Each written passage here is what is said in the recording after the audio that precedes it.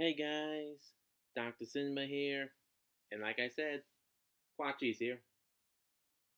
Hi. He just hasn't been in the video for a while. Anyway, I've already done my worst top 10 films of 2018 list. Time to do best top 10 movies of 2018. Now, of course, I've seen a lot of films, but not every one. So if there's a film you didn't see on this list, either A, I did not see it, or B, I did, it just wasn't enough to be on this top 10 list. Now, I want to take the time to mention a few honorable mentions. Black Klansman, great adaptation of an autobiography, some really good racial themes, and great directing from Spike Lee.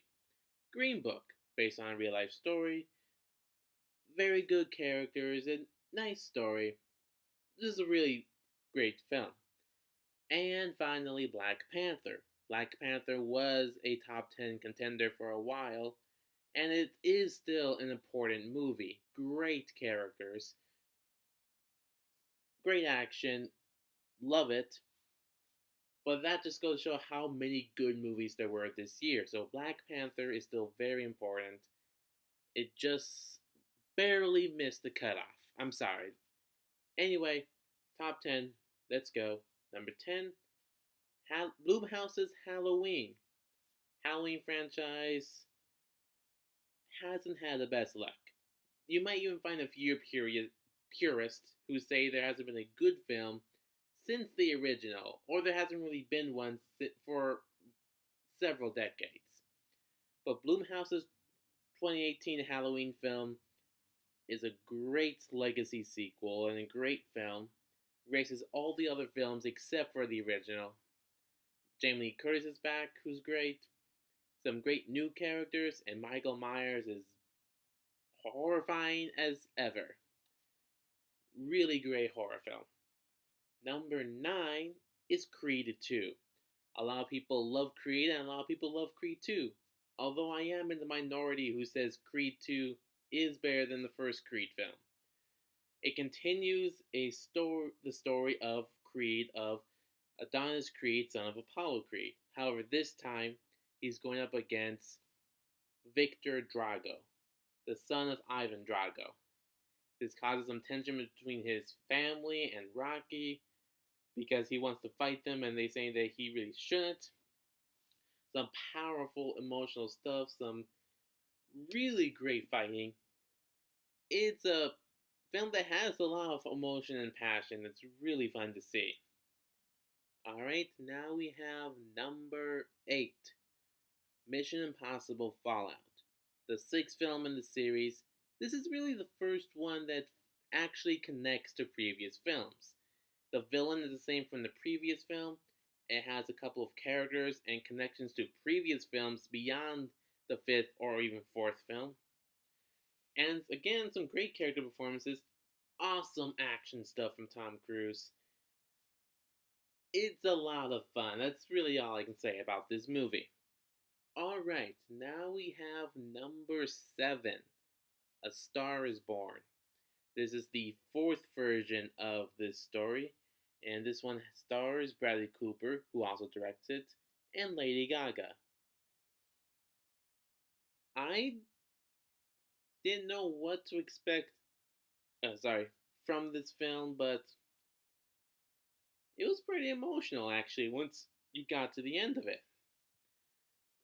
Some really great music. Like, I love the music in this movie. And the story, we're all familiar with the story of A Star is Born. Female character who wants to join the entertainment business and starts to gain popularity and has a romantic relationship with a male character who's had a lot of popularity and fame from this entertainment business, but is declining popularity, which puts a strain on their relationship. It's been done several times. This is the 4th film of this same story.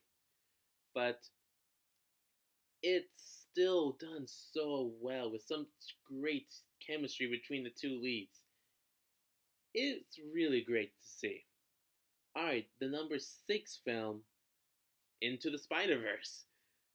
I did not think Sony's animated Spider-Man movie that focuses on Miles Morales instead of Peter Parker, as well as including several other weird but fun versions of Spider-Man, was really gonna be that great.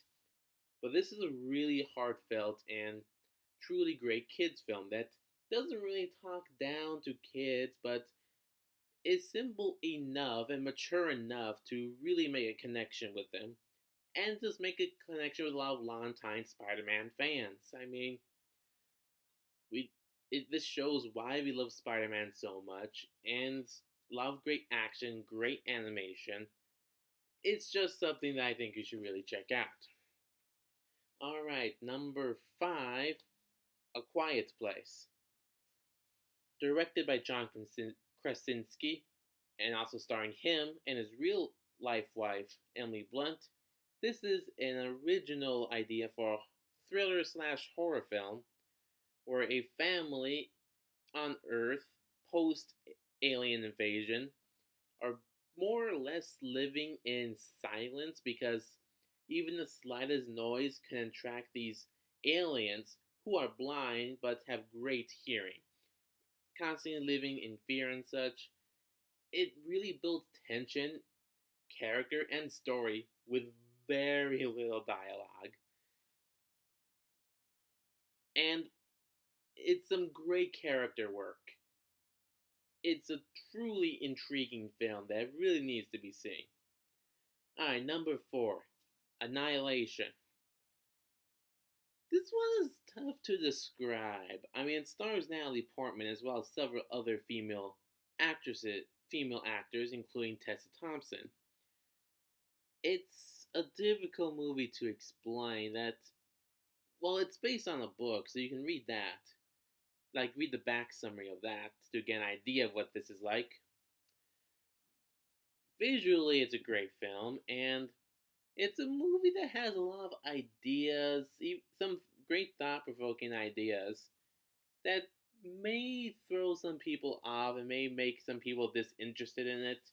It is a little kind of divisive, but I think it's well worth the watch.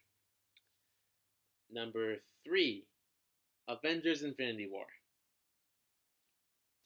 I don't know what else to say, but I'll try.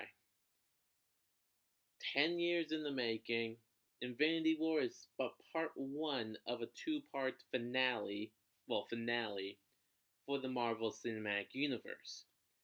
All of these characters on screen, all of these great stories going on in this one movie, action, but the crown jewel, or stone, is Thanos, the villain, so to speak, because he really sees himself as a hero, and in a way, he's sort of right. But it's a really great movie that shows why Marvel movies are so great, while also managing to actually do some new stuff, like actually make a really great villain, which I absolutely love. Alright, so number 2, Christopher Robin. I've always been a great Winnie the Pooh fan, and this was a great movie starring Winnie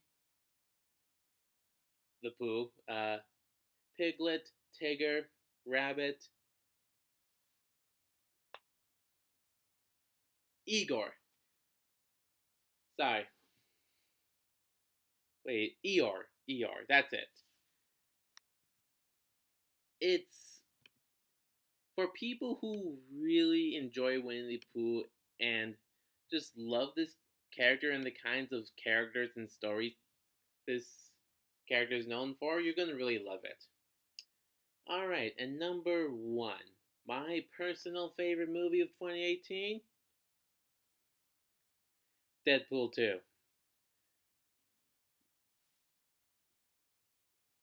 I know that may be surprising. A lot of you saying like it's a great film, but really, number 1, Deadpool is my favorite superhero character. And yes, he's funny, fourth wall breaking. That's what he's most known for. But this movie also has a lot of the more heartfelt and serious stuff that I've come to really recognize and love about Deadpool himself.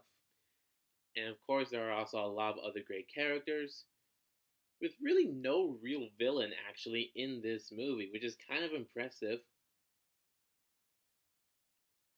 There's just a lot of personal reasons for why I really love Deadpool 2, and that's really all I have to say. Those are my top 10 best movies of 2018. If you want to check out my 10 worst films, see the previous video. And I guess with that done, we can move on to the theme month for January 2019.